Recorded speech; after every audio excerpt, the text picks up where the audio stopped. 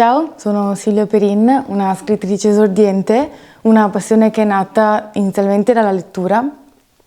Ho sempre letto fin da quando ero bambina e poi da un viaggio nel 2012 mi è venuta questa idea di buttare giù un racconto di questo viaggio inizialmente. Poi pian piano vedevo che questo racconto diventava sempre più una storia vera e propria e lavorando con la fantasia sono arrivata a scrivere questo libro, che è il mio primo libro e che racconta appunto la storia di questi 6 amici che partono per un viaggio in montagna. E inizialmente questo libro l'avevo ambientato a Roma, però poi mi accorgevo che tutte queste vicende non uscivano mai dall'hotel, quindi parlavo principalmente dell'hotel e trascuravo un po' Roma e mi dispiaceva.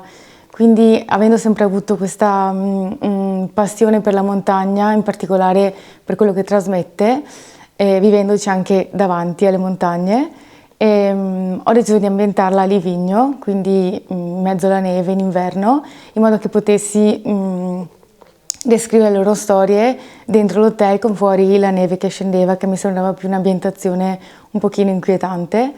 E questa storia si snoda tra un colloquio in commissariato, quindi un interrogatorio dei 2 protagonisti, che sono Alma e Tommy, quindi le loro sensazioni a posteriori del viaggio e dei flashback del viaggio vero e proprio, quindi quello che hanno vissuto durante questo viaggio. E questo racconto l'ho scritto più o meno in un anno, tra scalette, bozze, cancellature, momenti di blocco. E scrivo principalmente la sera, perché per me la notte, sarà anche un po' che scrivo thriller, quindi un po' inquietante, mi stimola molto di più. E in particolare durante l'estate, avendo come ambientazione la montagna, mi rifugio spesso nel bosco, che mi trasmette proprio una sensazione di stacco dal mondo esterno.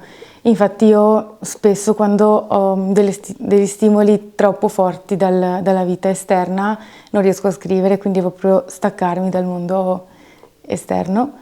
E sarà anche per questo che ho messo l'hotel fuori dal mondo, perché mi sembrava più un'ambientazione un po' particolare. E quindi è nato questo libro che spero sia il primo di alcuni, in quanto alcune altre idee, e l'ho lasciato in sospeso apposta. Quindi non mi piacciono i finali chiusi, mi piacciono i finali un po' aperti, un po' libera interpretazione, e spero che possa entrare nel cuore di più persone possibili.